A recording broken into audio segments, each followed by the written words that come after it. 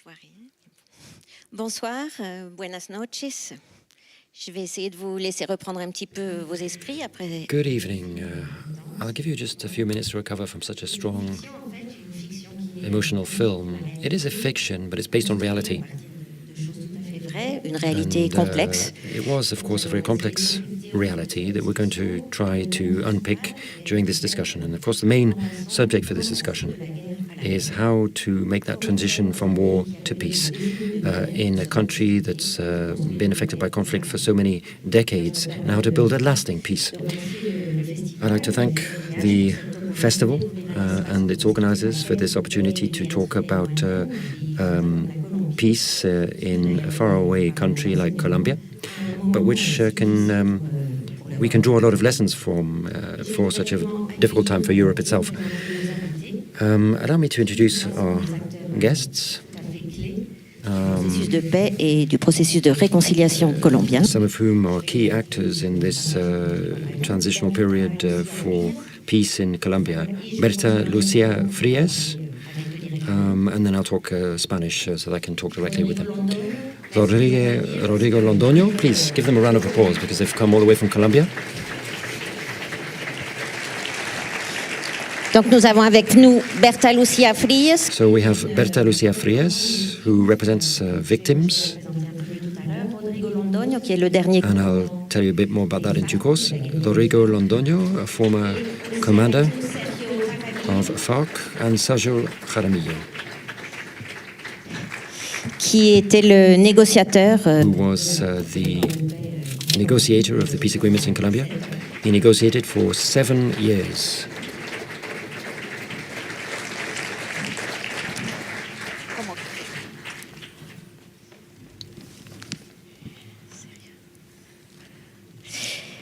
Et donc je continue en espagnol. And allow me to continue in Spanish. So allow me to introduce our guests, Berta Lucia Frias. I'll just let her take a seat. Berta Lucia, siéntase. Bienvenidos. Welcome to all three of you. And thank you so much for coming. These are three very brave and courageous people. And I say that because making peace and building peace and reconciliation is much more difficult than waging war. And they are, I think, three examples for Colombia and indeed for the international community. Berta Lucia, you're from the business world, an entrepreneur, and in 2003 you were in Bogota in the El Nogal Club, an emblematic place for a lot of the upper classes in Bogota, when the bomb struck. And it was the biggest attack in an urban area committed by the FARC. There were 128 injured and 36 deaths. And you survived, but you were injured, and you almost finished paraplegic.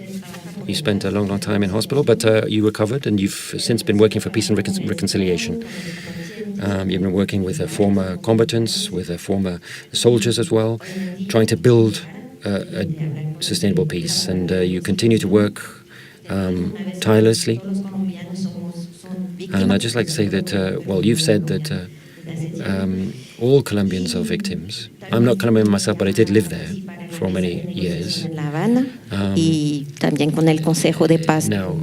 you worked with the Northern Peace Council, and it's not the first time that you've met Sergio and Rodrigo. You've met each other on a number of occasions, but I think this is the first time. It's a global first that you meet in a panel outside of Colombia with an international audience to talk about peace. Now, turning to Rodrigo Londoño, the last chief commander of FARC, who talked with President Juan Manuel Santos in 2005, which was a historic milestone for Colombia, of course. And then you negotiated and signed the peace agreement of the 4th of November 2006. There were two peace agreements, del contexto más tarde and y we'll talk a después. little bit more about that later. And then the final peace agreement in November 2016. También Rodrigo, ustedes tienen Rodrigo, you are a doctor by training, and you went into the guerrilla Fui when comandante en jefe you were de 17 years old. Since 2011, you were commander-in-chief, and de paz then you were contra vientos y mareos y peace agreement against all odds. de la You ley. were stigmatized by the former combatants. You were struck by the very slow implementation of the peace agreement, and the fact that many important key commanders in that process, for many different reasons, decided to go back into the forest and continue. Y hoy en día, Rodrigo, combat. usted es presidente Now, Rodrigo, you are president of the new de las FARC. Comunes political group, which emerged from FARC. Usted ha sido el alto comisionado Now, para la Sergio, you were High Commissioner of Peace under the Juan Manuel Santos government. From 2017. Usted pasó 2010 7 to años de su vida 2017. You spent 7 years, I think, day and night, trying to negotiate and gradually building that peace agreement. Of course, before it became an agreement, you had to negotiate in Colombia and outside of Colombia, with secret negotiations and public ones. You're also a philosopher, a Greek and security expert. puestos de funcionarios en el Ministerio Had a de number of Defensa. roles in the Ministry of Defense, in the Ministry of Foreign Affairs in Colombia. You live in Europe, in Brussels, now, where you've been a Colombian ambassador, and you're now working as an expert at the European Peace Institute. So these are our 3 guests for tonight. And in this discussion, we'll be talking about peace building and the path to reconciliation. And we'll talk about 3 key dates in 2008, which you saw in this film, 2016, donde se firmó 2016, when the peace agreement was signed, and 2022, el acuerdo de 5.5 paz. years later. Cuando Of course, you can take the floor whenever you like. It's going to be a very fluid discussion. It's not a conference or a lecture. And then we'll turn to the public for questions and answers.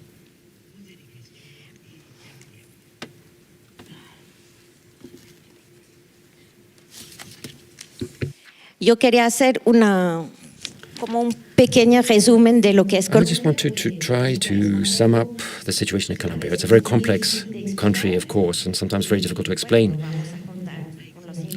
But we're going to try to hear from our guests in a moment. But first of all, allow me to give you a few facts. It's a country that's trying to emerge from a war which lasted so long, over several generations. In 2016, the peace agreement was signed, recognized by all of the international community, signed between FARC and the government of Juan Manuel Santos. It was a very ambitious agreement with the with the ambition to transform the country. And it unfortunately remains one of the most unequal countries on the American continent. Peace is not comprehensive. There are other armed groups who remain in Colombia, and the Colombian conflict wasn't just a conflict between one guerrilla warfare group and the state. It's far more complex than that. And the current government, elected in 2018, belongs to a party which is against the peace agreement and which has set up a number of obstacles for its implementation. It should be also pointed out that violence supported by drug trafficking is still imposing its law in various areas of Colombia. And more than 300 former guerrilla fighters have been assassinated since 2016. Massacres continue to be seen, internal displacement and the assassination of so-called leaders. But in spite of these problems, the peace agreement and the peace process more generally have started to transform the country. We are seeing a new generation of young people calling for peace and new politicians with new policies. There have been elections organized, which will take place next week. More than 10,000 former guerrilla fighters have given up their arms, and there are far fewer deaths than there were back 20 years ago. So the proof of that is that we can have this discussion today. 2008, porque esta película es muy... Let's begin with 2008. It's a very strong film, and the events there took place in 2008. And I imagine everyone here is wondering what Rodrigo Londoño thinks about this film. Could you just describe your feelings in reaction to this film? What was life like in 2008, and where were you at that time? Muy buenas noches para todas y para todos. Good evening, everybody. Un privilegio y un honor estar en este It's a escenario. privilege and an honor for me to be here on this panel with Sergio Jaramillo, Presidente Santos pues lideró who on behalf of President Santos led the governmental commission that led to the peace agreement in Havana. pero mucho más orgulloso y me I'm siento also very proud to be here with Berta Lucia Frias, who was a victim, and not just any victim, en Colombia, of the Colombian víctima conflict. de las acciones irracionales A victim of irrational behavior that takes place during warfare. y digo muy especial And I'm saying she's a very special victim, because since then she has led a no es posible process that is essential to building peace, a process of reconciliation designed to try to heal those wounds, those very deep wounds that the conflict has left in Colombia. que realmente la sane. And we are determined to move on from there. And that's why, talking about President Santos and Sí dije- Dr. Jaramillo is really representing that side of the debate. Si no hay I think it wouldn't be a complete discussion if we didn't have someone here representing the victims. bueno, ver esta película Well, it is a work of art, this film, and like any work of art, some people will see it one way and others will see it very differently. And the first reaction I have is to remember what it was like during the war. And it was irrational. Things happened that should never have happened. yo ingresé de 17 años a las FARC And in the FARC, soñando I dreamed, I sino que lo hicimos allá fought for what I believed was a future, a fairer, a country, a new country.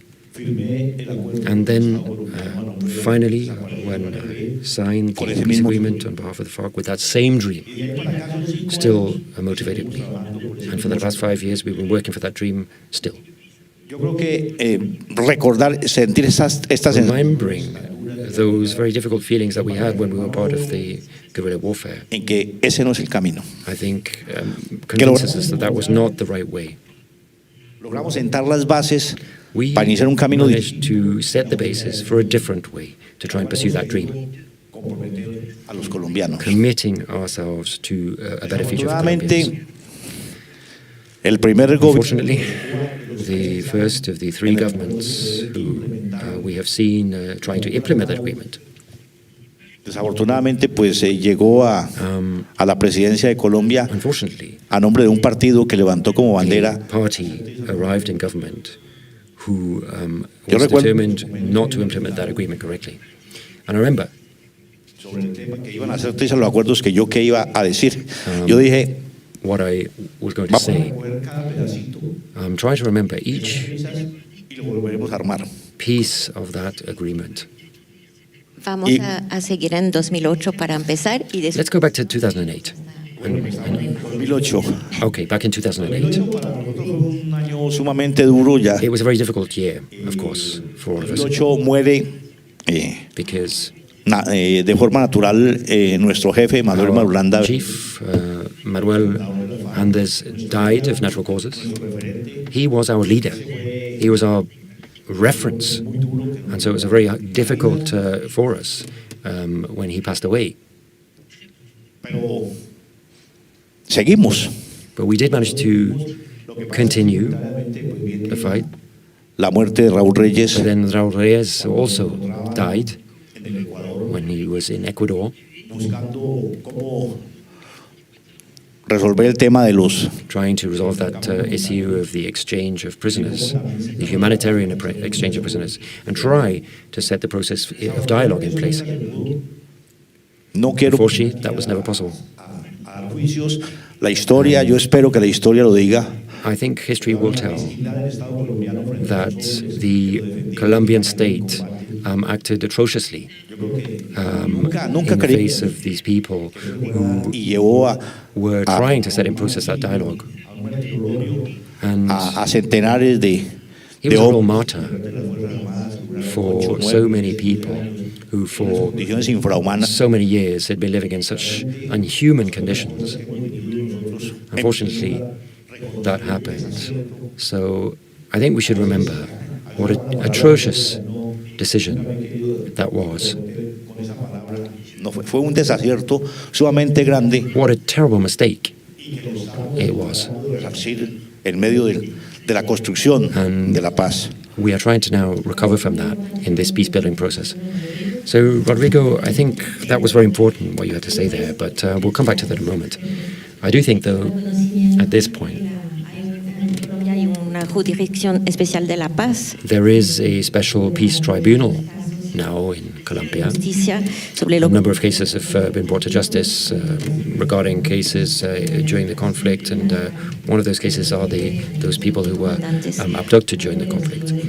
And some of the commanders have recognized those crimes, and I think that's a great step forward. Sergio, back in 2008, you were Vice or Deputy Defense Minister, and so it was a very intense year for the Colombian government. People had been abducted. There was the military operation against Raúl Reyes. There was also the military operation to rescue Ingrid Betancourt los secuestrados, and other y también estalló un escándalo, kidnapped people. And then there was a scandal in Colombia, and that was los falsos positivos, que the era false positives scandal, porque which was really a son civiles crime. Those civilians who were killed by military officers. les hacían pasar por guerrilleros And muertos then en they tried to combates. pretend that they were guerrilla warfare fighters who had been killed in combat, Entre comillas, de la guerra, y hoy en día to try también to improve their figures, if you like, in the war, the data. But now this special tribunal has investigated that, and apparently there were 6,000 people murdered by the state, and 1,500 military officials involved in that, soldiers involved. So 2008, how do you see that looking back? Al saludo a todos, a mis compañeros acá. Well, I'd just like to extend my greetings to my colleagues here, a Timo o say Rodrigo, how good it is to see them again. llamado en la vida civil. No, yo quisiera primero felicitar And I'd just like to say that I'd like to congratulate the makers of this film, because it was an excellent film. Yo conocí bien esa historia y I knew this story very well myself, and I think it's very realistic, because the President Santos at that time was Minister of the Defense, and I was one of his deputy ministers. lo que pasó ahí. And I know what happened, and perhaps better than anyone else in the government, I knew all of that story about the computers, and it really brought back a lot of memories for me. Sobre todo, además de sentir que esa fue la realidad, So yes, it's realistic, que todo esto se haya acabado. but thank God it's over. Recuerdo muy nítidamente de esa época And what I remember from that time, very clearly, una conversación que tuve en ese mismo año is a conversation that I had in 2008 with a journalist friend. And I said, I think the war is coming to an end, but we don't exactly know how to end it. Y digamos, el golpe, a mi juicio, And in my view, reconocido what was really tremendous and what hasn't been recognized enough in Colombia is when President Santos won the elections 2 years later, he realized that that was the right time to start to open up different channels, new channels, and try to build a process of exchange that led to negotiation. También vamos a hablar de eso, ¿no? Y Berta, yo imagino que... And that wasn't recognized enough, in my opinion. Entonces, Berta, pero después usted ya empezó a... in 2008, I imagine that you were trying to recover from the attack. It must have been really difficult. Presidente de Colombia y empezó también In 2008, Santos was elected president. And one of the first things he did was to recognize the conflict, because before that, the Colombian state didn't recognize the existence of the conflict. And by recognizing the conflict, he recognized indirectly the victims. Público. Yo soy víctima, como lo mencionó Anne. Well, before we start talking about 2008, the first thing I want to explain to the audience here is that I've been one of the victims of the largest urban attack that took place in Bogota and that endangered the entire country. O se reúnen actualmente. It was an attack by the FARC on a club called El Nogal. It's a very famous club where everyone meets from the political sphere, even high-ranking magistrates. Están hablando del 2003 con el tema de... When I watched the film, we talk about 2003 and Raúl Reyes. So that's March 2003, and the attack happened in February 2003. So yo estoy incapacitada. A mí me ha caído una pared. You can see in the film, Raúl is in the jungle and Oklahoma, más o menos. Ese era el... I'm disabled. Esa pared encima. It's like a wall of brick fell on top of me. The bomb was similar to the bomb used in the Oklahoma bombing. Superior con la inferior se estaba desconectando y yo quedé My solamente... vertebrae were damaged, and if you're not familiar with anatomy, that means that the upper part of my body wasn't connected to the lower part of my body. That means that it seemed that I wouldn't be able to walk again. I couldn't even move my fingers. It wasn't just a scratch. So that's the first thing. En donde So Raúl Reyes is in the jungle, and there I am, y mi profesor paralyzed, handicapped.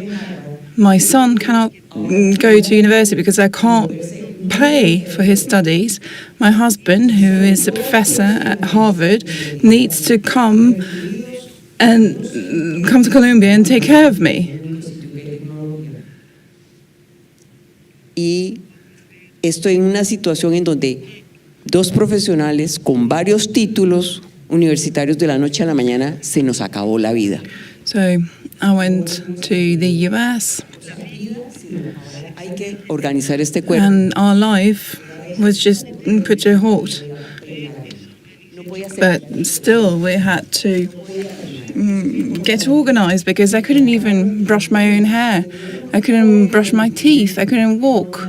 And I can't tell you how much hatred I felt back then. And I'm not ashamed of saying so, because hatred can be a pleasant feeling in certain circumstances. Rodrigo, y le digo Timo, y Timo le dice, And this is something that you can see in the film as well.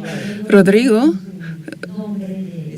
pero yo le, que era Timochenko. y yo le digo, who is here, entonces, ¿en qué estaba en el 2008? Yo duré 8 años y medio incapacitada. used to have another name, go by another name. So in 2008, En ese instante, y yo siempre digo, I was in a wheelchair and I used to feel so much hatred. And I used to say, if only I had a knife or even a fork, I would have used it. And I would have killed myself because I was completely useless. It was my son couldn't do anything. He was in the US. He didn't have documents. He was trying to make ends meet because we didn't have any money. From one day to the next, we didn't have any money anymore. You know, people say that people who used to go to Nogel and who were victims were very privileged. And it's important for the international community to know that. Yes, the FARC placed the bomb, but you also need to know that the state was extremely responsible. And this is something that we need to say loud and clear. I do not accept, and I will not ever accept, violent acts such as those of the FARC. I've met Rodrigo several times, and these attacks, these acts, are not actions I can condone. Emocionante salir de este odio y empezar a trabajar. So after all this, how did you get away from your hatred? How have you started working with other parties?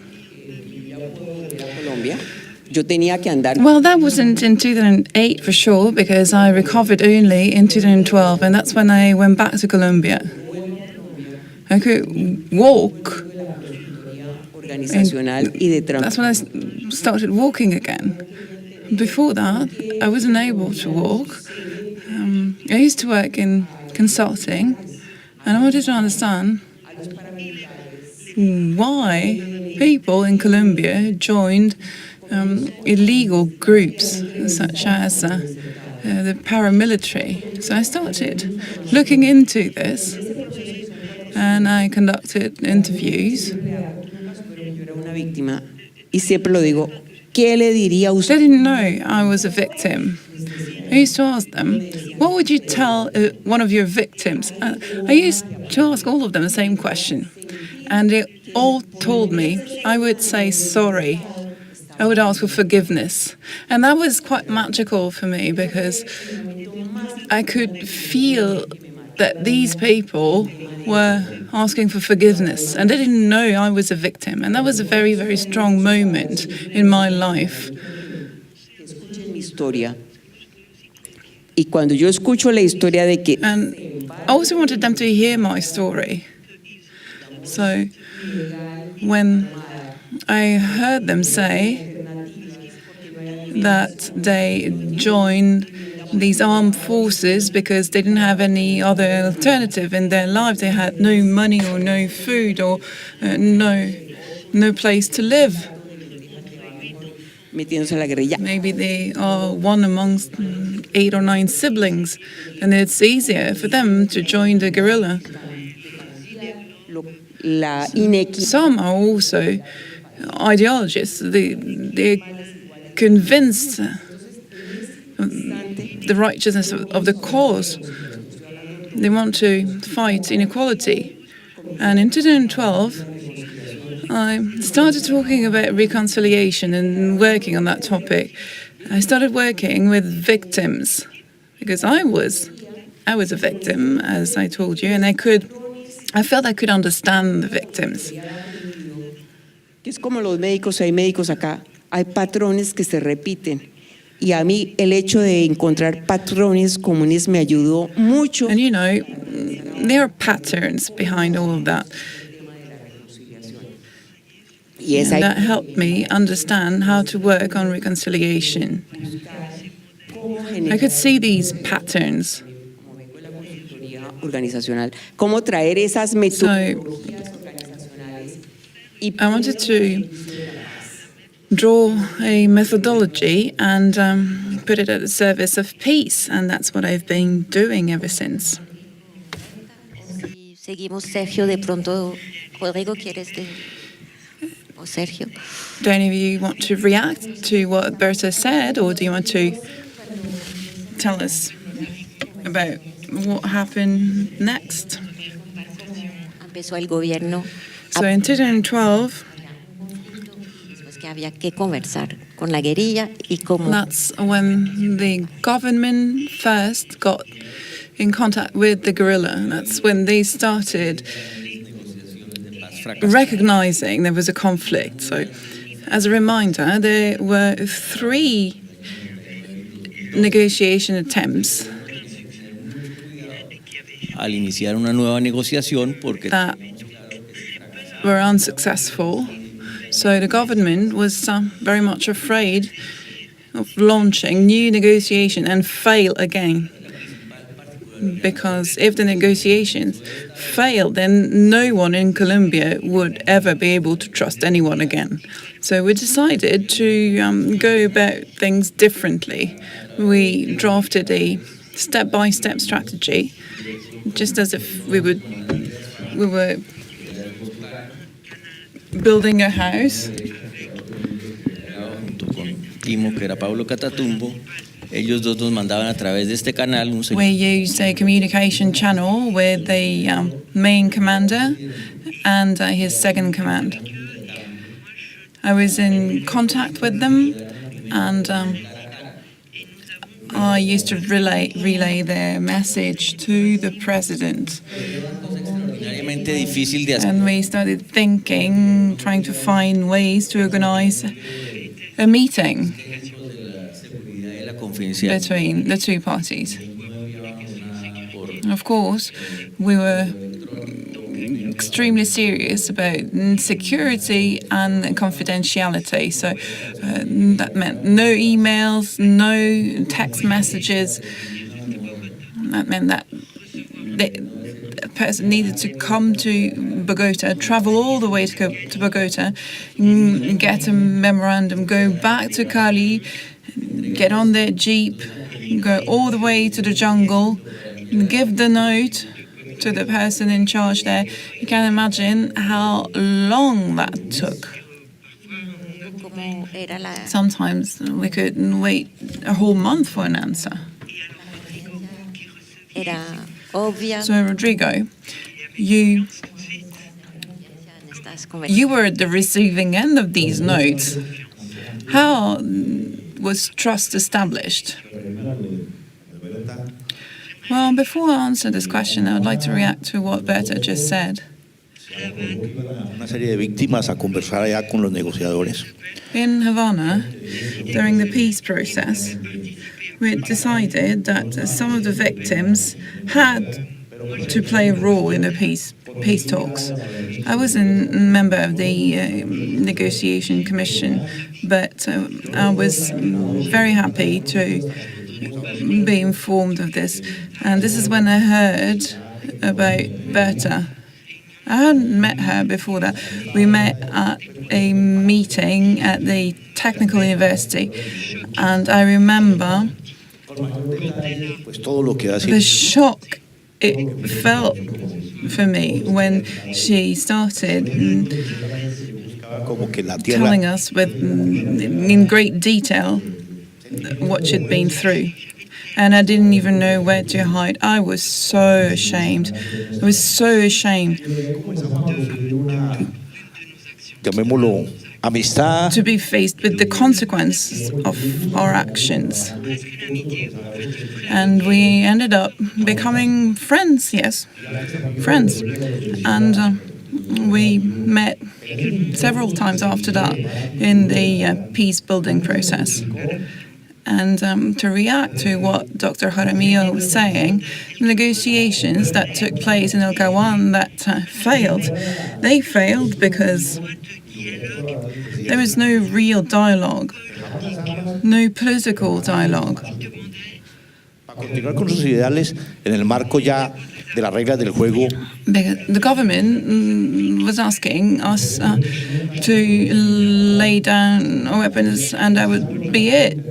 President Santos understood that he would have to open political space for us.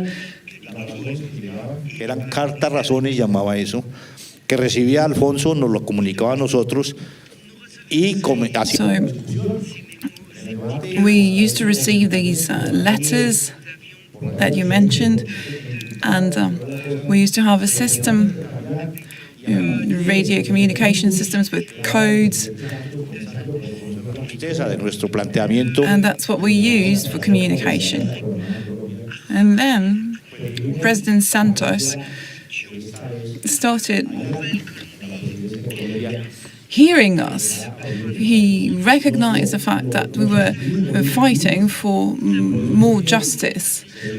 And that was the first time that we felt that there was someone in charge of Colombia who was ready to talk with us and who was aware of the political motives behind our actions. Nosotros pusimos realmente solamente tres condiciones. We set 3 conditions, and that is that any meeting had to be abroad, direct and secret. And what took a long time was setting the safety and security conditions for those meetings. And as you saw in this film, that wasn't an easy thing, and FARC were obviously afraid of the possibility of putting themselves at risk. And so we agreed that it would be in Cuba, and then we agreed that it would be with the support of the International Committee for the Red Cross. And I'd like to take advantage of that. We're here in Geneva to thank the ICRC, because without the ICRC, this peace process in Colombia wouldn't have been possible, because they went far beyond the call of duty. And instead of just doing humanitarian work, they went much further than that. They were the travel agents of the peace process. They sent Red Cross helicopters to pick up people from FARC people in the jungle and take them to Havana. And that's what made the negotiation possible. And Cuba and Norway also played very important roles. I was in Bogotá at that time, and I saw colleagues from the ICRC who were opposite where I lived. And they said, and I said to them one day when I saw them, "Shall we see each other tonight?" And they said, "No, I've got to go to Havana." And now I know why. No, this was public. This wasn't public, rather. This was so secret that not even our commanders in that area knew what was going on, and when they went to get them, Mauricio, when they went to pick them up in the y ahí nos encontramos en La Habana at that por time. primera vez. So we met in Havana, the first time in a house, a very large house in Havana. Y como de Batista, y como en A family member of Batista, I think, owned the house, and like in a Cold War film, we were sat around a table in this old house, talking, and then these construir lo que se llamó el acuerdo general, que fue el acuerdo marco. Chalkboards started coming up, and we started noting things down, and that was the start of the process. So then public negotiations began. That's right. Las FARC, por su lado, FARC had to go back and talk about this, and the government had to talk about it as well. The initial question was how to build trust, and that's such an important thing. And you can only do that with showing honest behavior during that period. And obviously, Colombia was very much in the press, in the media, and we needed to show that we meant business and that we were honest brokers. And so we had to do what we were promising to do. And when we started to do that, we started, each of us, believing that we could build an agreement. In 3 years, we didn't achieve anything in the negotiations. And then, in just 5 months, we had a roadmap, a 5-page roadmap. I think a very good one. So things started to work, because each side saw that the other meant business, and there was optimism created. So the government and the FARC then had to convince civil society, businessmen, everyone else in a country that had been through so much. And obviously that wasn't an easy thing.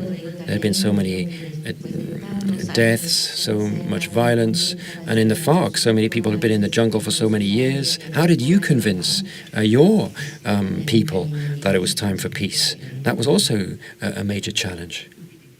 Well, it wasn't too much of a challenge, because at the end of the day, it was part of our strategy.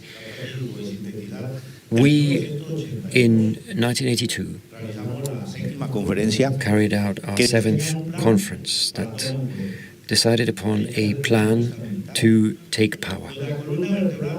And the backbone of that was that we had to have Colombians' support. But we also established a strategy with a possible political outcome.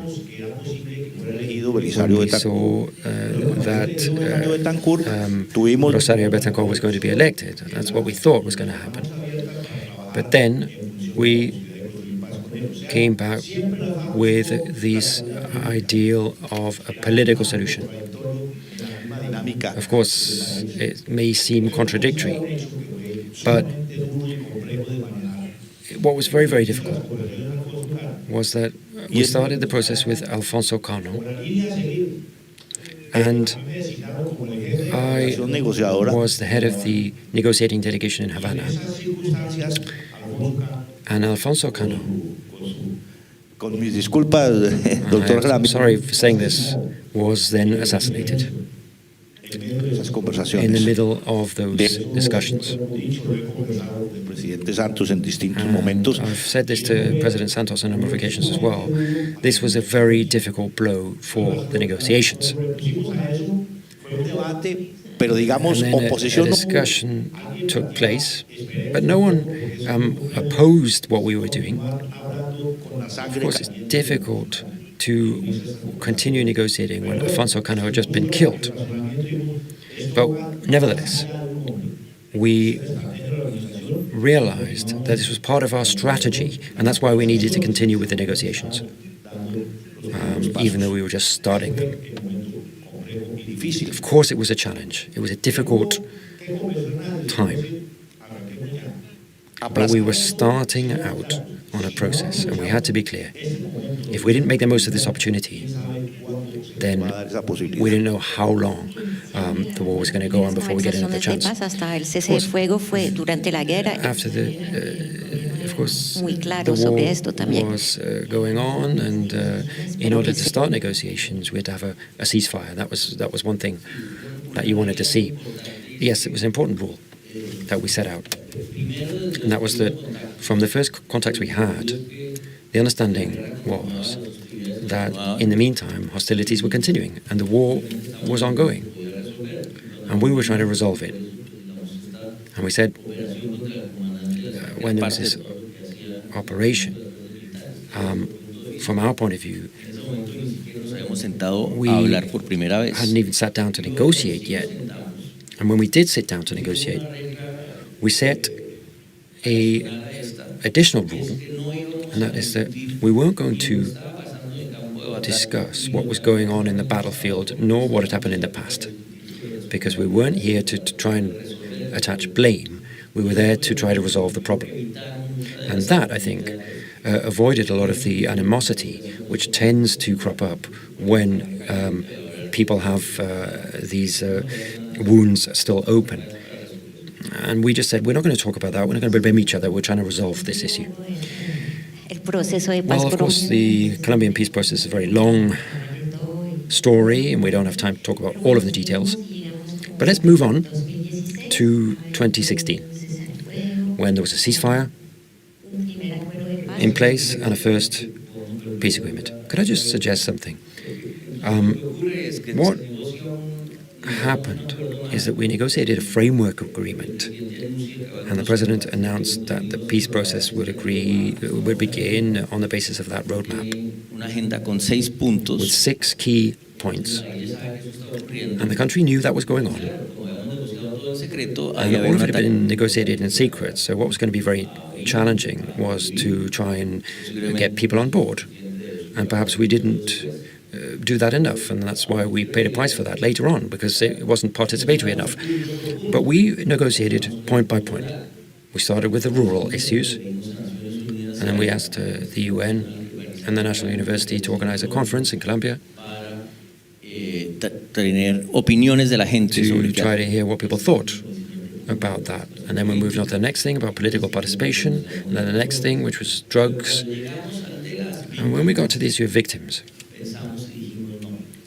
Eso hay que hacerlo, hay que hacer estas mismas conferencias en Colombia, we pero eso no realized there had to be conferences in Colombia, but we realized that wasn't going to be enough.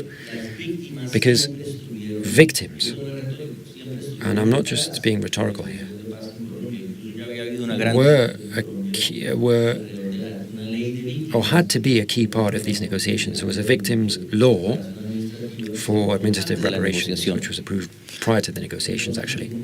Aquí hay que hacer algo And distinto. we said we had to go further. And I was talking with the ¿Por qué no Norwegian pensamos envoy about this. en tener un grupo acá I said, realmente well, we representativo? get some representative of the victims to participate.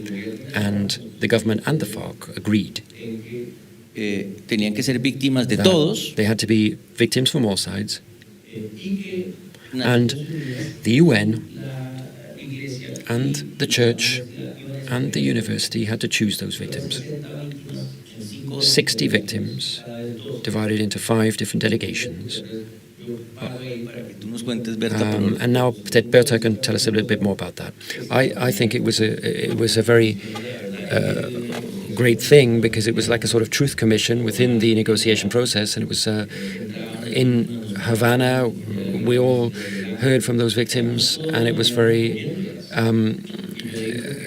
memorable, because we spent a whole morning listening to them. And according to the government, there were about 9 million victims in the Colombian conflict, 200,000 deaths, many more displaced. So many victims. Berta, tell us a bit about that when you went to Havana.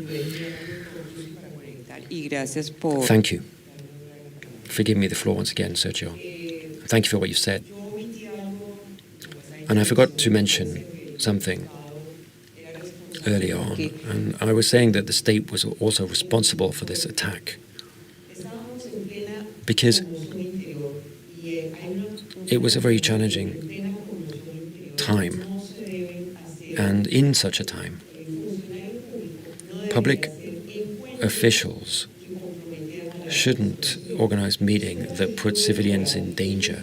And El Nogal is a very important spot, as I was saying, but it's where a lot of ministers come.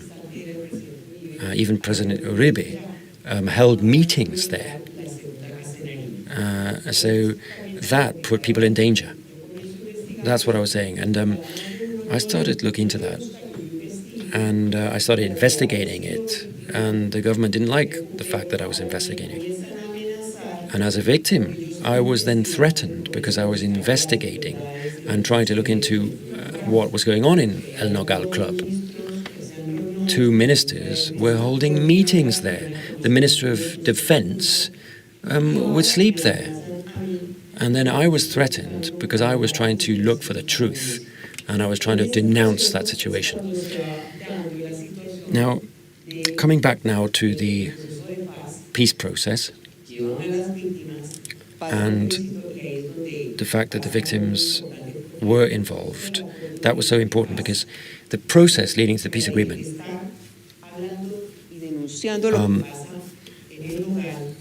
the fact that I was denouncing what was going on in El Nogal,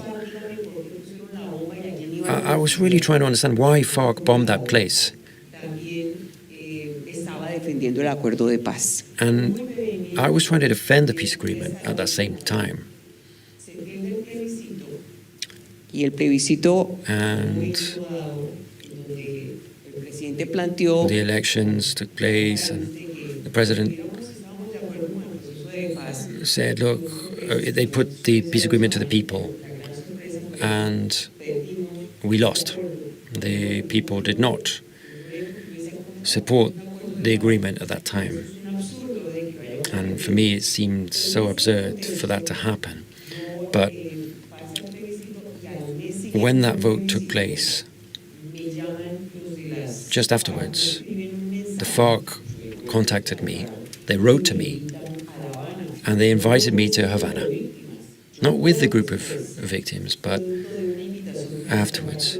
I was invited personally, and I didn't know people in the FARC. I learned to try to understand why, but philosophically, I was starting to understand that reconciliation was collective.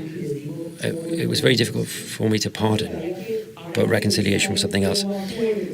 We had to look into a new peace agreement then, because of the fact that this vote had been lost. And some changes had to be made.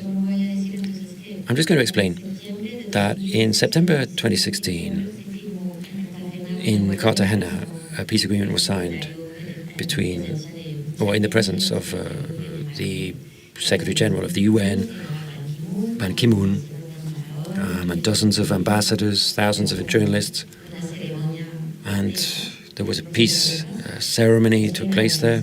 That was on the 26th of September. And then at the beginning of October, a vote took place, a referendum on peace.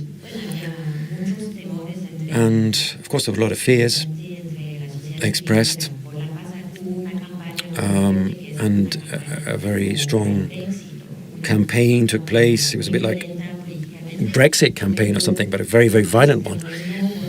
And the vote took place and the peace agreement was rejected. And many of the people involved very bravely went back to the negotiating table. After such a difficult process leading to a 300-page agreement that was rejected, it was very brave of the negotiators to go back to the negotiating table. So that's when you went to Havana. That's right. And when they said, when they asked me to come to Havana, I said, the only condition I would set is that you tell me the truth about what happened in El Nogal and why you killed 36 people. That is the condition, and then I will come. And I said that on that basis, we can try and build some process for reconciliation. Dígale cualquier cosa, véngase rapidito y... Okay, they said. When I went to Havana, I met, I was in a room and I was the only victim. And I met with the FARC. And I had to explain what I felt. It was a very difficult situation for them. Very uncomfortable.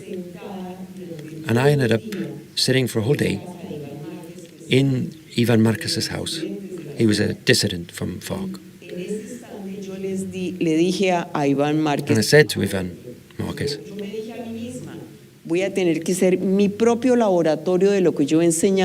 I said, look, I'm going to try out what I was teaching for people for so long about how to overcome difficult situations. I was going to be my own guinea pig and try. And emerged from this, when I met Ivan Marquez, we talked about the dog, we talked about various things. But I never said, why did you put that bomb in El Nogal? I was calm. I tried to stay calm. And Ivan Marquez said, yep.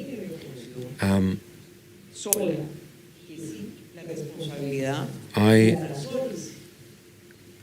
accepted the blame, and I said, I'm not going back to Colombia, and I'm not going to go back and say what you just told me.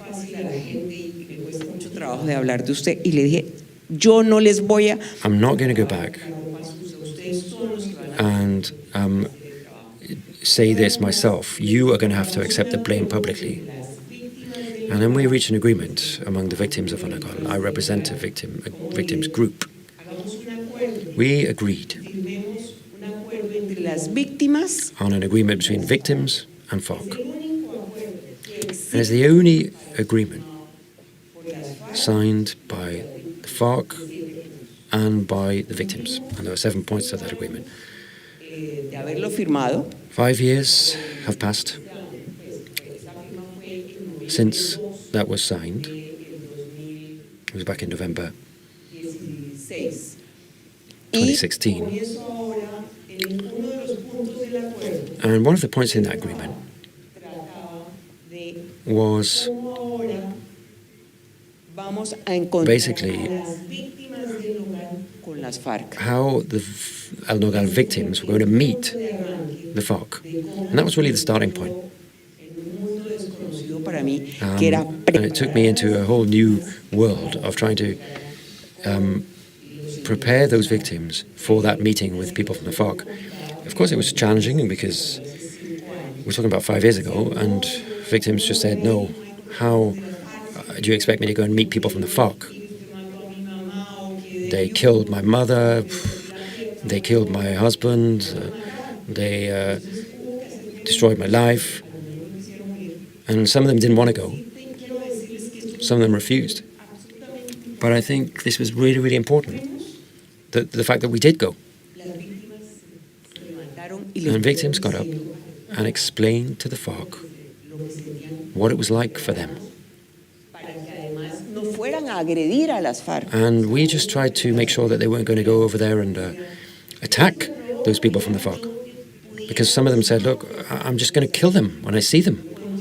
And I said, look, no, that's not possible. We can't go about things that way. This is a peace tribunal. So it was very difficult to try and get people to understand that, because they would just end up in prison if they tried to do that.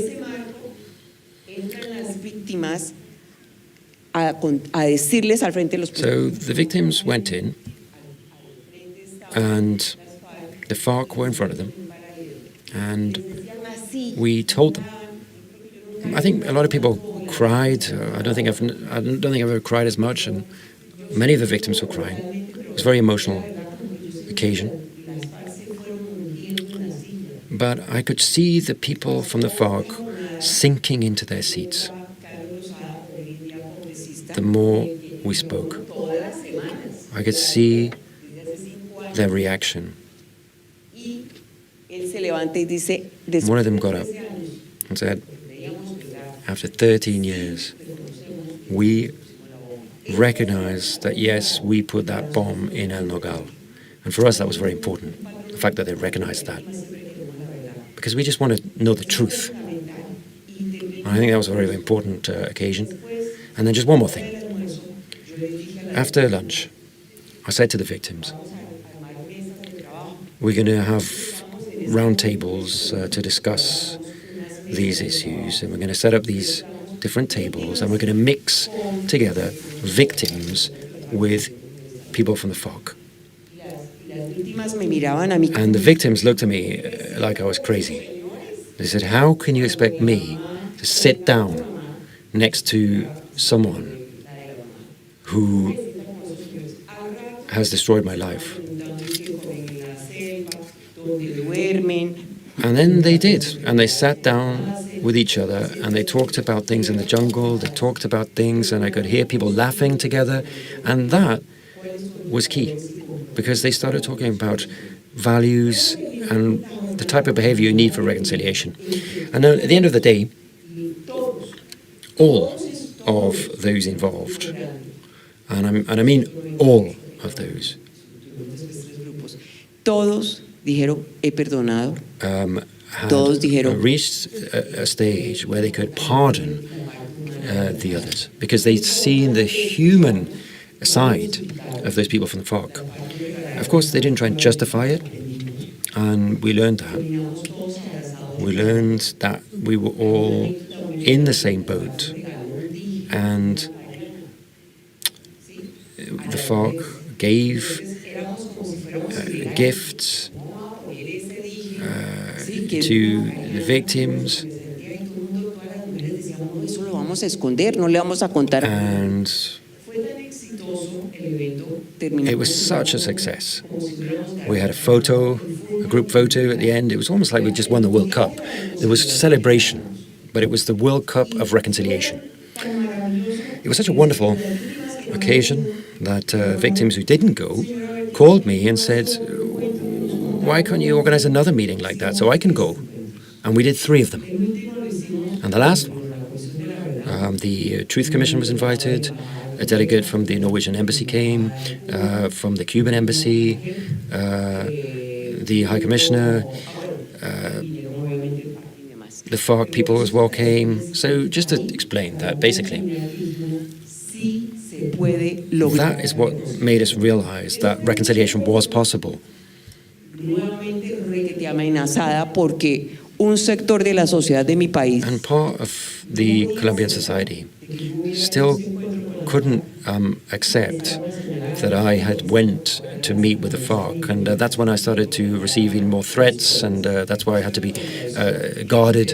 And unfortunately, you know, that's the type of contradiction that we see in Colombia that you may not understand.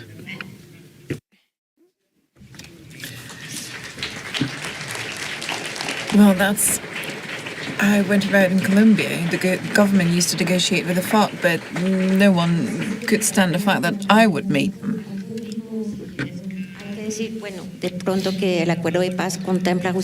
Should we now give the floor to the audience?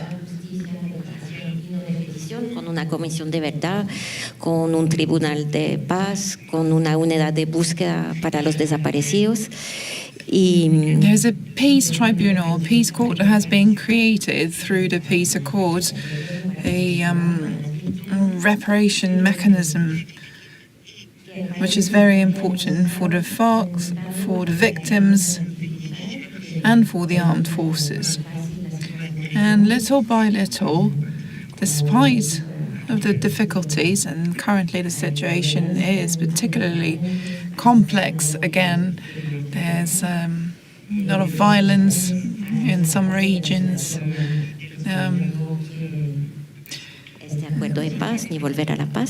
Social leaders who are being murdered.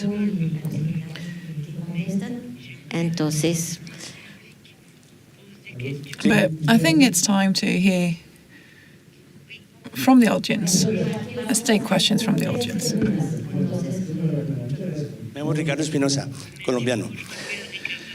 Thank you. My name is Ricardo Espinosa. I'm Colombian. Thank you, for everything you've been doing for peace in Colombia. I would have liked that the government be represented on this panel, maybe the Colombian mission. Durante ese proceso de la guerra que se muestra en la película. You're talking about the victims, those who've lost their lives in this process.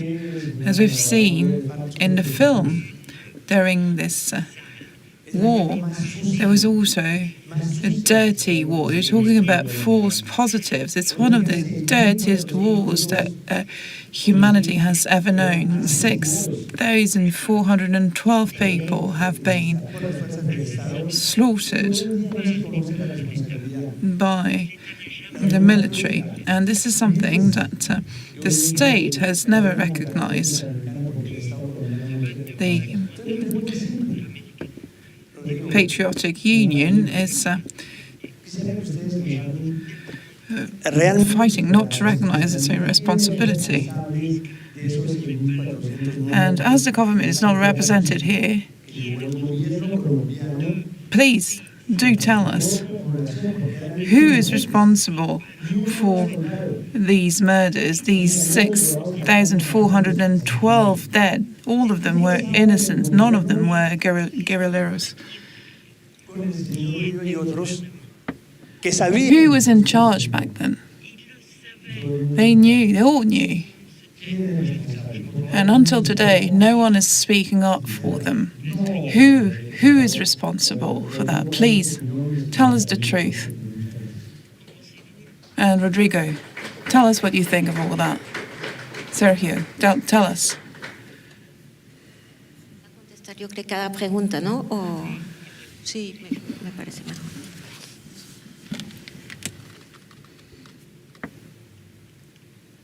En Colombia están pasando unas cosas que los mismos In Colombia,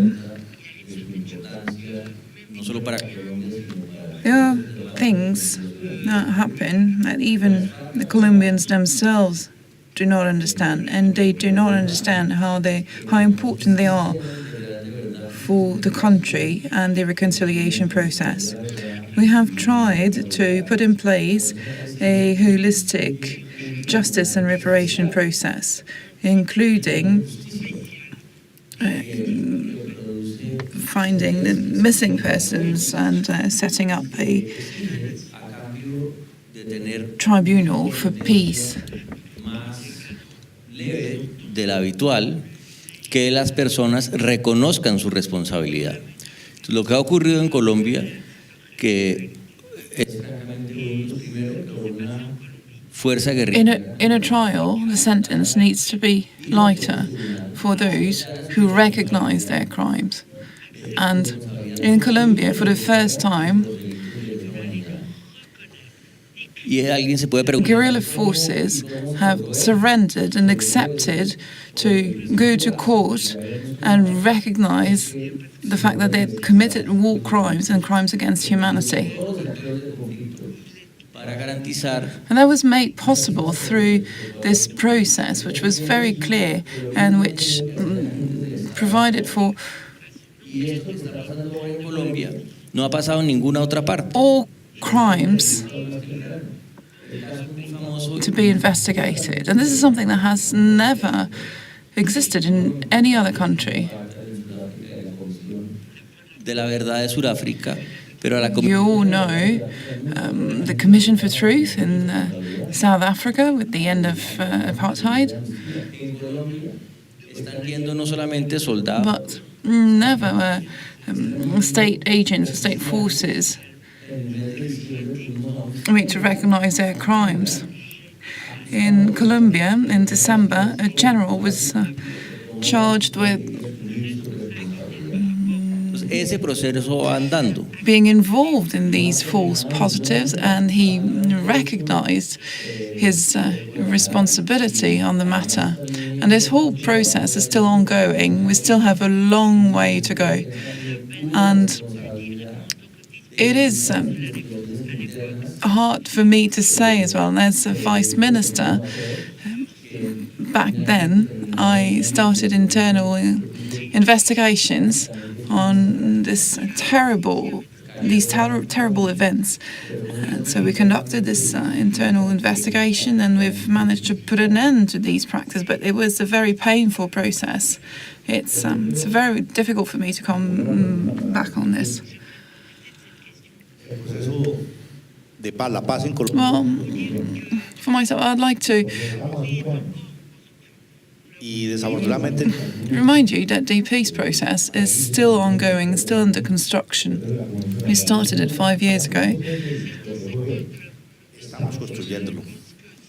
And in the international community, some think that that's it, it's all done. There's peace in Colombia. We've wasted about 4 years with President Rodrigo. En las elecciones pasadas nos reunimos al final del And during the most recent elections, Este resultado era fruto del acuerdo de paz. Y esta posibilidad de que los colombianos elijamos un Congreso que mayoritariamente After the most recent elections, the president-elect recognized the fact that he had been elected thanks to this very peace process. So he gave it a new impetus, but some parts of society cannot stand the fact that the Colombian people are trying to build a fair, more equal society. This is why we need the support of the international community. Under Belisario Betancourt, we also had opportunities, but everyone's so scared. The oligarchs and all the people in power are so afraid of change in society. They were afraid that such deep reforms would take place that they started with this dirty war again and all these paramilitary activities. So while I'm on this panel, I have to tell you that this process has been extremely important, because without reconciliation, without everything that we've done with Berta and the others, we wouldn't have been able to heal our wounds. A mí me parece que It's important to recognize our own responsibilities and stop placing the blame.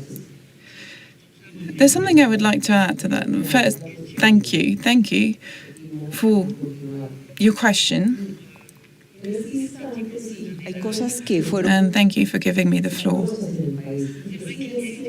en el país. Por eso It is true debe ser that we have witnessed horrible things in our country. This is why reconciliation in and of itself is a complete change of paradigm in our country.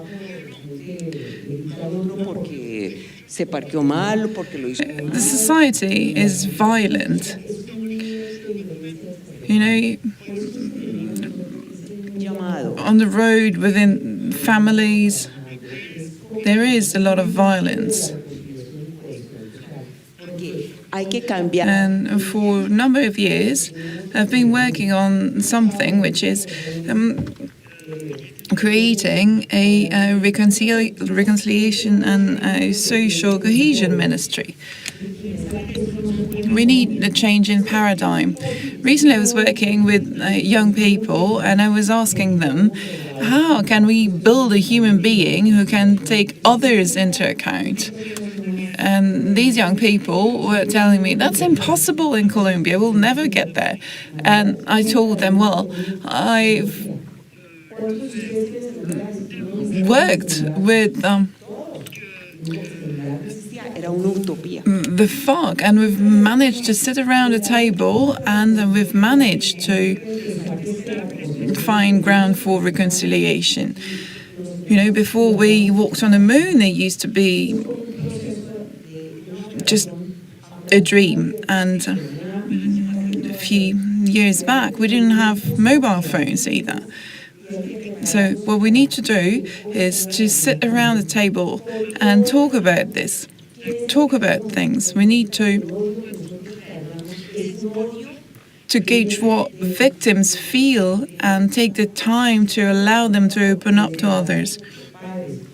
Because hatred lives in our bodies. It lives in our bodies, but not only because of what we've been through, but also because our parents have taught us hatred, because political parties have taught us hatred. Of course, we need to work with the victims, but you need to work with the FARC as well. For example, when we met, I had to sit Le pasó una bala por toda la cara. right in front of them. torturada, no tiene nariz, no tiene aquí un turupe en la cabeza, no tiene dientes, no tiene mentón. No, there was this victim who lost half of his face. He feels he looks like a monster. And I told Timo, this one needs a special treatment. So, together, we gave some thought to how we could listen to his story. We created a small group to work on his specific issues. You know, it's interesting. The world is more interested in war than in reconciliation. War sells, you know. You see the pictures of war in Ukraine with the Russian invasion. Y no entiendo cómo la diplomacia aceptó llegar a esta guerra. Showing pictures of the signature of a peace agreement, it also looks very good. But how can you show what reconciliation actually looks like? We've been working for 12 years on creating a society based on dialogue. And it's not just a dialogue between two people. No, it's dialogue. It's about empathy. It's about opening your hearts, not just your ears, your heart. And I'm almost done. Hay que generar reconciliación ya. Y ahí es donde yo pienso que es. This festival needs to convey a message for Ukraine and Russia. We need to prepare reconciliation with the civil society, the diplomats, academia. Everyone needs to sit down and talk and not leave the negotiating table until it is all over. The victims need to be able to leave the negotiating table feeling that they can forgive. And forgiveness is the whole process. There's nothing mechanical about it.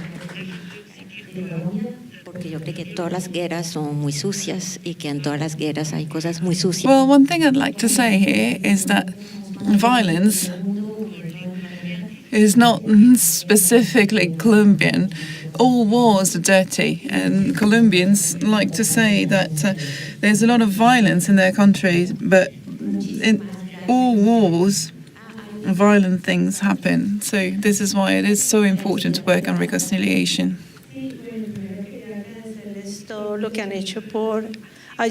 One quick question, first of all. Thank you for everything that you've done. You've helped us get a taste of peace. I'm from Colombia. I voted for peace.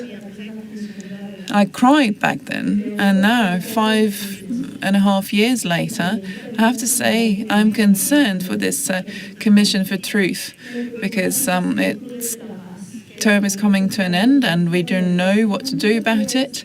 I'm concerned because now there are even doubts on who are the victims.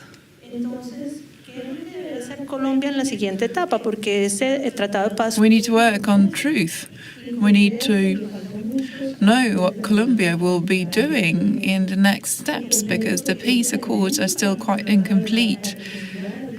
We need to work on the paramilitary, the ELN, and reconciliation, both for the victims and for the country at large. The peace accords are still incomplete. So, how long will it still take? We need to be able to move forward, but Commission for Truth is working with the drug traffickers and the paramilitary, and we've had 15 attacks in our countries. We are the country in which there are the most murders of environmentalists and human rights defenders. So what sort of hope can we have for the future? Well, there's an easy answer. We need to elect a better government.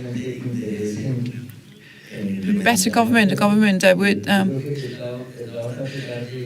Me da mucha vergüenza con ustedes que tan pacientemente nos han oído. Really implement the accord.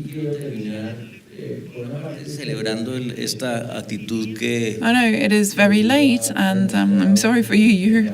You're all very patient. But I would like to conclude on this. I'm very happy to see Rodrigo's commitment. Of course, some things went right, others went wrong, but I think 5 years after the accords were signed, y sin embargo el proceso sigue adelante, cada vez tiene más fuerza. We've had 3 years under a government which was against the accord, and despite of that, the accord is getting stronger and stronger, and it is not as controversial as it used to be. So I wouldn't be surprised that we managed to elect a better government. Well, yes, we do need Congress and a president that would support the peace accords. The peace accords are not flawless, of course, but they are enshrined in the constitution now, and civil servants need to swear an oath on the constitution, so there you go. We also have legal instruments. You know, that's what we have in our hands. It's not a weapon, it's a political instrument. So we need to change. It's written in the accords, so that should give us hope to be able to implement projects that bear fruit. And the other thing we need to do is we need to communicate, because 5.5 years, you know, there are students or even academics who are not aware of the meaning behind these accords, these 6 points. I'm not even mentioning the details here, but the main points of the accords. And we also need the support of the international community on that matter, because it was instrumental in the signature of these accords. Beata, do you want to say a few words of conclusion? Well, I agree with my colleagues here. In business, you know, you have to work on short, medium, and long term. Short term, that means elections, but medium and long term, we need to create a culture of reconciliation. And there's the question, how can we create public policy through which the state has a role to play, public policy that be cross-cutting through all sectors, so that we have reconciliation in all sectors of society?